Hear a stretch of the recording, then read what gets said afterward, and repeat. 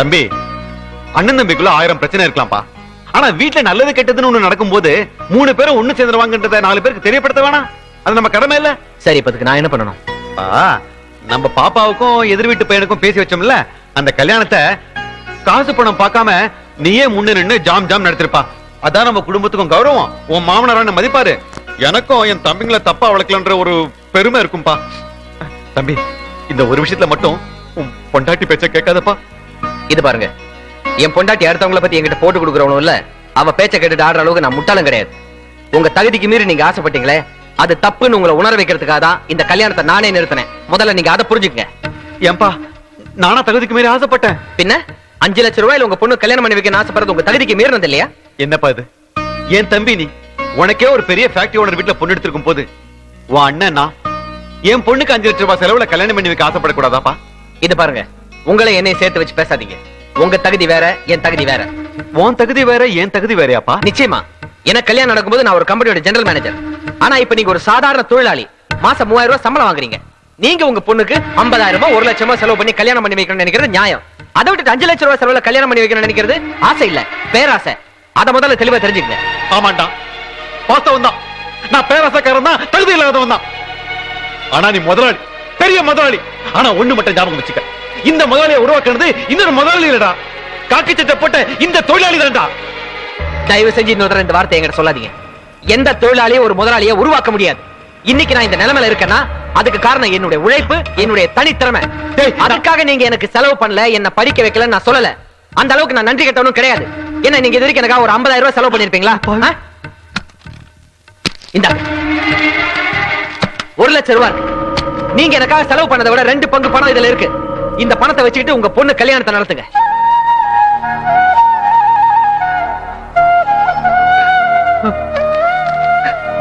இந்த பணத்தை வச்சா பாசத்தை வேலை பேசுற? வேணாம்ப்பா, அது நடக்காதுப்பா. தம்பி, அப்பா செத்த கொஞ்ச நாள்ல அம்மாவும் செத்துட்டாங்க.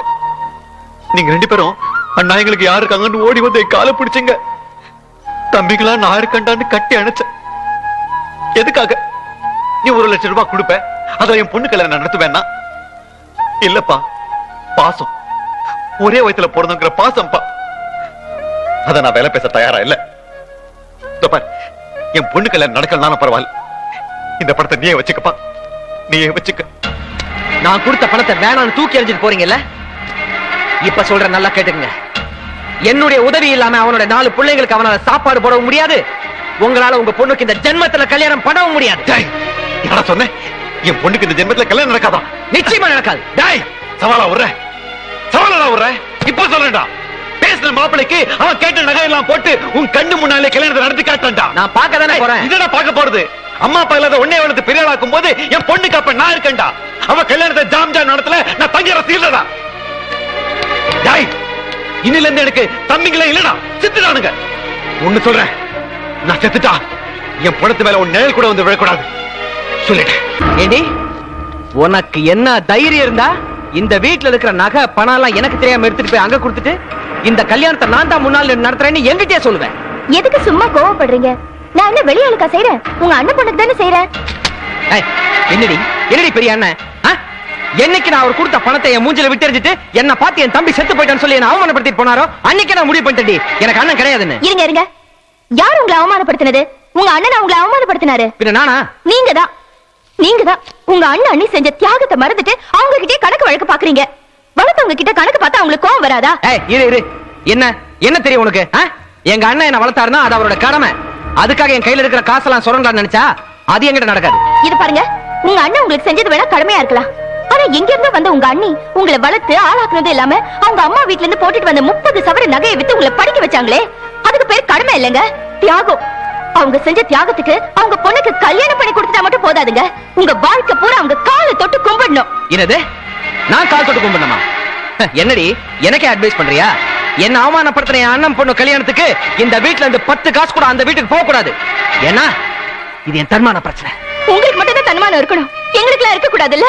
என்னாலதான் அந்த குடும்பம் பிரிஞ்சு போச்சு, இந்த கல்யாணம் நின்னு போச்சுன்னு உங்க அண்ணன்ல இருந்து ஊர் பூரா என் மேல பழி போட்டுட்டாங்களே, அது போய் நான் நிரூபிக்க வேண்டாமா? இது பார், எனக்கும் தன்மானத்தை பத்தி எல்லாம் கவலை கிடையாது. எனக்கு என் தன்மானம் தான் முக்கியம். ஒரு புருஷனுடைய தன்மானத்தை காப்பாத்துறதுதான் ஒரு பொண்டாட்டியோட கடமை. அதை நீ புரிஞ்சுக்க. அப்படின்னா என்ன மாதிரி பொம்பளைங்களுக்கு எல்லாம் தன்மானம் இல்லையா இல்ல இருக்க கூடாதா? இருக்க கூடாது. தயவு செஞ்சு என்ன மன்னிச்சிருங்க.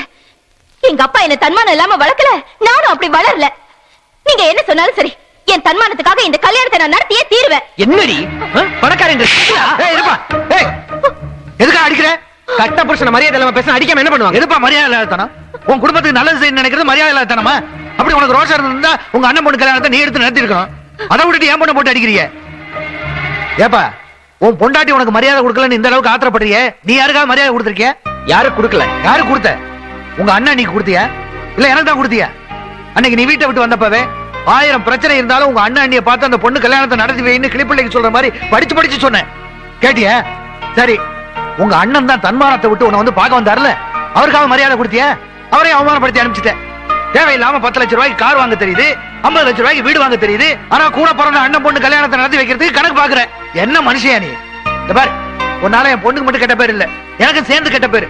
பொண்ணை வளர்க்க தெரியாம வளர்த்திருக்கேன்னு உங்க அண்ணன் மூஞ்சில காரி துப்பிட்டு போறாரு. தேவையாது? தேவையான உன்ன மாதிரி ஏழை விட்டு பையன் மாப்பிளையா வந்தா பண்பாடோட நடந்துக்குவே, பாசம்னா என்னன்னு தெரிஞ்சுக்குவேன்னு நினைச்சேன். ஆனா நீ இவ்வளவு சுயநலவாதியா இருப்பன்னு நான் நினைச்சு கூட பாக்கலப்பா. அது வேற ஒண்ணு இல்ல, நீ என்ன மாதிரியோ உங்க அண்ணன் மாதிரியோ தானா கஷ்டப்பட்டு முன்னுக்கு வந்திருந்தீங்கன்னா மற்றவங்களுடைய கஷ்ட நஷ்டம் என்னன்னு உனக்கு தெரிஞ்சிருக்கும். நீதான் வாழ்நாள் பூரா மற்றவங்களுடைய உடைப்பிள்ளைய வாழ்ந்தவனாச்சே, உனக்கு அப்படி தெரியும். அதான் தலைகால் தெரியாம ஆடுற. உன்னை சொல்லி குத்தம் இல்ல, என் பொண்ணையும் கொடுத்து என் ஃபேக்டரிக்கு உன்னை ஓனர் ஆக்கணும் பாரு, என் புத்தியை செருப்பால் அடிக்கணும். அப்பா, என்னடி என்ன உங்க அப்பா நம்ம வாய்க்கு வந்தெல்லாம் பேசி போறாரு, என்னமா சுயநலவாதின்றாரு, பொண்ணு கொடுத்தது தப்புன்றாரு. அந்த ஆளு நான் வளர்ந்துருக்க மாட்டேன்னு நினைக்கிறாரா? நிச்சயமா. இதுல என்ன சந்தேகம்? உங்க அண்ணனோ அண்ணியோ இல்ல எங்க அப்பாவோ இல்லனா இந்த வாழ்க்கையை நீங்க பாத்துக்கவே முடியாது. வாடி என் பொண்டாட்டி. இப்ப புரியுதுரி. இது வரைக்கும் எங்க அண்ணனும் உங்க அப்பாவும் சேர்ந்துதான் என்ன அவமானப்படுத்திட்டு இருக்காங்கன்னு நினைச்சேன். ஆனா இப்ப புரியுதுரி, நீயும் அவங்களோட சேர்ந்து என்ன ஏமாத்திட்டு இருக்கன்னு.